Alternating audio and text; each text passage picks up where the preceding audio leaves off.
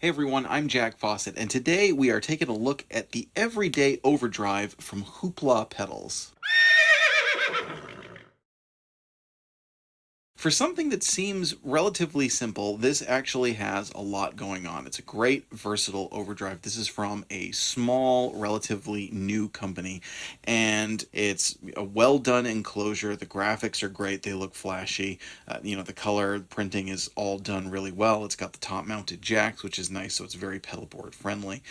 And the tone is really good. The quality of the sound that you're getting is good. There's nothing weird going on. There's a nice taper on the different pots and the different controls and everything. And so right there from the start, it's something that kind of caught my attention. Now it's described on the website as being something that you can use for anything, something that you can keep on all the time, or you can also use it to tone sculpt. Now what it has for tone sculpting that makes it the first kind of thing going on under the hood is it has the Baxandal EQ. So it's an active EQ. So the high and the low will either cut or boost depending on where you put them. So that gives you a lot of tone shaping variability, and it also actually says that it works really well even if you're going into a solid state amp and want to liven up your rig and everything.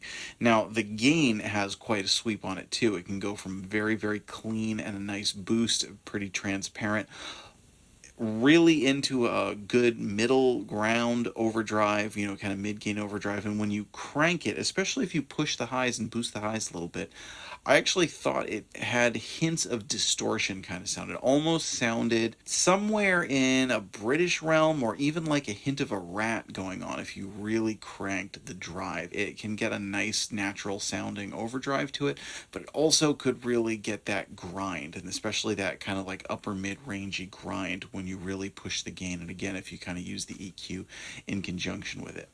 What I liked especially though is, with the gain back, when you first click it on, it doesn't, with the gain relatively close to noon when you kick it on, it doesn't necessarily have a ton of gain at that point. Of course, it would be a nice kind of sweetener if you're already into an overdriven amp, or if you're tone stacking or whatnot.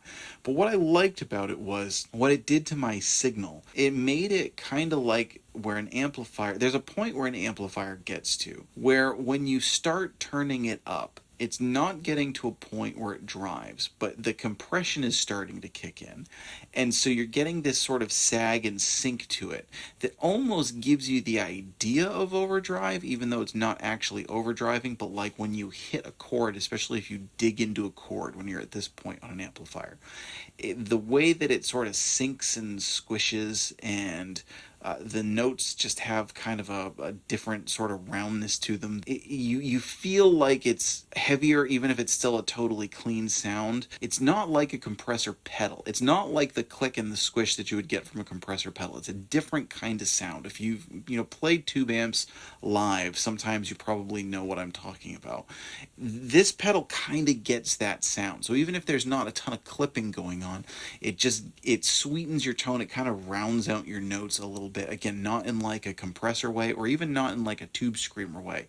Just did something to the tone that I really liked. So, for me personally, the way I could see it fitting into your rig, even if you don't use it as a screaming overdrive, which it can do, or really, really pushing it and getting some gain, it could be one of those always on pedals, just because of the way it affects your tone and the dynamics of your tone. So all in all, a really great pedal. And it's again a relatively new company that I'm not as familiar with, but this is this is a good quality pedal that I think really caught my eye. I like the graphics especially. I think the graphics are cool, and the graphics on their other pedals look great also. Nice kind of simple but eye-catching, good use of colors, attention to detail and everything. Something that kind of punches and looks good on a board, and again, sits well on board. Also has an output buffer, so there's that. So it's, very, very plays well with other pedals and things, and, sits well. It's a good neighbor on a pedal board, we'll say. So, you've just heard it with a Fender Stratocaster. We are going into the Franklyn Amps Tweed 5v3. Next, we're going to play with the Gibson Les Paul, so you can hear it with humbuckers. Please let us know, have you tried any Hoopla pedals? Let us know if you've played one of theirs in the comments. What do you think of this one based on the tone that you're hearing? Let us know. Please remember to like, share, and subscribe. I hope you enjoy the rest of the video.